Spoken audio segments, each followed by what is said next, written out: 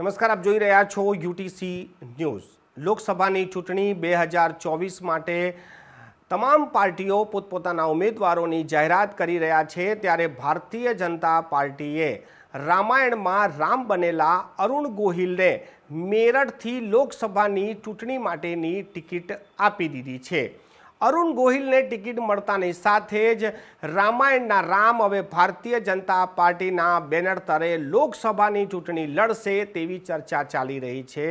પરંતુ આજે અમે વાત કરીશું કે રામ તો આજે ચૂંટણી લડી રહ્યા છે, પરંતુ સીતા તો વર્ષો પહેલા લોકસભાની ચૂંટણી લડી પણ ચૂક્યા છે, જીતી પણ ચૂક્યા છે, અને એ ક્યાંથી ચૂંટણી લડ્યા અને ક્યારે જીત્યા, આ તમામ વાતો આજે અમે કરવા જઈ રહ્યા છે।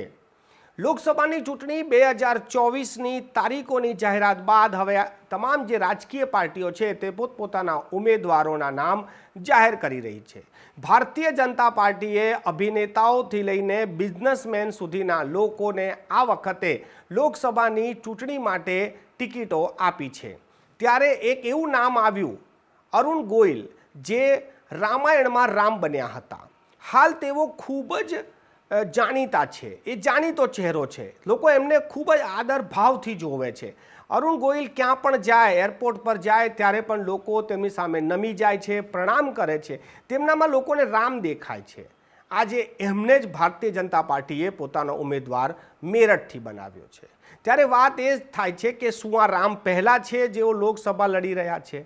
વર્ષો પહેલાં સીતા લોકસભાની ચૂંટણી લડી ચૂકી છે। સીતા એટલે કે દીપિકા ચીખલિયા। લગ્ન બાદ તે દીપિકા ટોપીવાલા થઈ ગયા હતા। ટોપીવાલા સરનેમ છે એક બિઝનેસમેનની, જેમની સાથે તેમણે લગ્ન કર્યા હતા।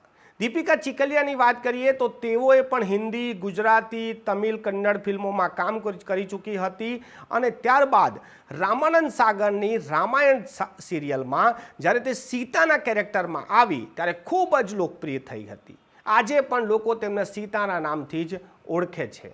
દીપિકા ચીખલિયા વર્ષ 1991માં વડોદરાથી લોકસભાની ચૂંટણી લડી હતી અને જીતી પણ હતી।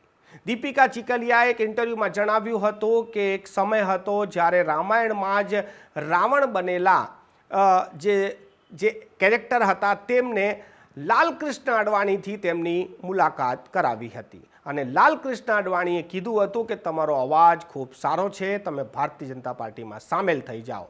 વડોદરાની વાત કરીએ અને મધ્ય ગુજરાતની વાત કરીએ તો મધ્ય ગુજરાતમાં આજે જે ભારતીય જનતા પાર્ટીનો ડંકો વાગે છે, જ્યાં જુઓ ત્યાં ભારતીય જનતા પાર્ટી છે, એ વર્ષ 1991માં આવું ન હતું, ત્યારે કોંગ્રેસ ચાલતું હતું।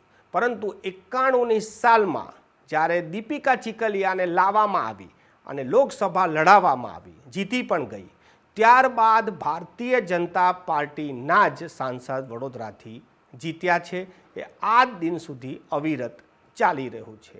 એટલે કે જ્યાં રામની ચર્ચા ચાલી રહી છે કે તેઓ લોકસભા ચૂંટણી લડવા જઈ રહ્યા છે, ત્યારે સીતા તો વર્ષો પહેલાં લોકસભાની ચૂંટણી લડી પણ ચૂક્યા છે, જીતી પણ ચૂક્યા છે, અને એ પણ વડોદરાથી।